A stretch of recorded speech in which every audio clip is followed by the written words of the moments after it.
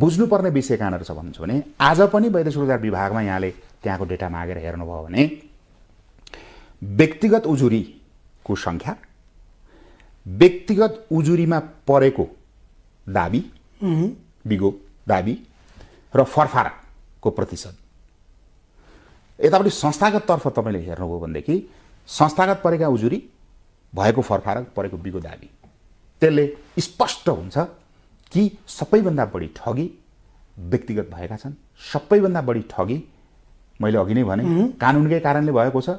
यदि ट्रान्सपरेन्ट बनाउने हो भने मैले अघि भनेको 1 महिना तलब बराबरको सेवा शुल्क दिएर एजेन्ट निषेध गर्ने, यहाँ जो बिचका बिचौलियाहरू छन् तिनीहरूलाई निषेध गर्ने र शाखा कार्यालयहरू विभिन्न प्रदेशहरूमा स्थापना गर्न लगाउने संस्थालाई ती शाखा कार्यालयहरूलाई एजेन्टको हातमा नदिकन केन्द्रीय कार्यालयको प्रत्यक्ष निगरानीमा रहने गरेर शाखा कार्यालय सञ्चालन गराउँ।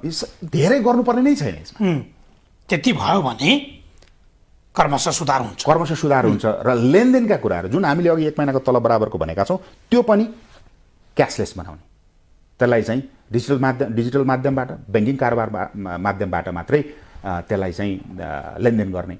ट्रान्सपरेन्सी त्यही भयो। ट्याक्सको हिसाब गर्ने हो भनेदेखि हेर्नुहोस् आज त्यत्रो ठुलो सङ्ख्यामा चाहिँ एसएसडब्ल्यू जापानमा श्रमिकहरू गए, युरोपमा श्रमिकहरू गए, ट्याक्स सरकारले पाउने ट्याक्स अरबौँ क्षति भएको छ सरकारलाई। सामान्य 3-4 वटा नीति परिवर्तन गर्दा पैसा चाहिँ तिरिरहेका छन् तर ट्याक्स राज्यलाई दिने माध्यम छैन। त्यस कारणले गर्दाखेरि पनि सुधारको आवश्यकता हो। मैले अघि ब्याङ्किङ कारोबार भन्ने विषय जोडेँ। अहिले हाम्रो एसएसएफ को यो नागरिक सुरक्षा कोष यति टाउको दुखाइ भएको छ कि वैदेशिक रोजगारमा गएका श्रमिकहरूले जाने बेलामा त नागरिक सुरक्षा कोषमा इन्भल्भ भए, एसएसएफमा इन्भल्भ भए, किनभने त्यो प्रक्रिया हामीले वैदेशिक रोजगार व्यवसायले गरिदिने गरेका छ। तर प्रति वर्ष बुझाउनु पर्ने उनीहरूको जुन बुझाउनु पर्ने इएमआई अथवा त्यसलाई जे भनौँ के अरे त्यो बुझाउन पाएका छैनन्, त्यो बुझाउन सकेका छैनन्। कारण के भन्दा उनीहरूको ब्याङ्कसँगको रिलेसन होइन।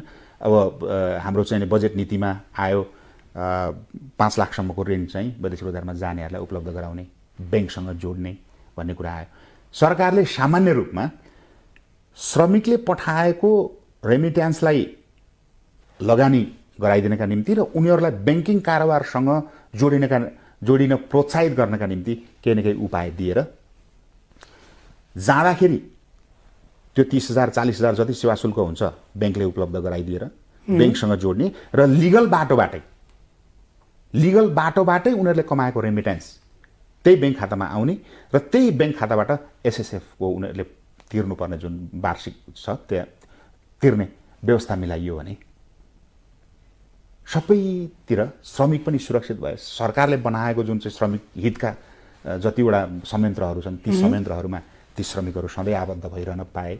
सामान्य कुराहरू हेर्दा डिस्कसमा जाँदा सरकारसँग छलफलमा बस्दा ओहो हो त नि भन्ने हुन्छ, यो गर्नुपर्छ, तर कार्यान्वयनमा ल्याउने कुरामा भेरी पुअरनेस।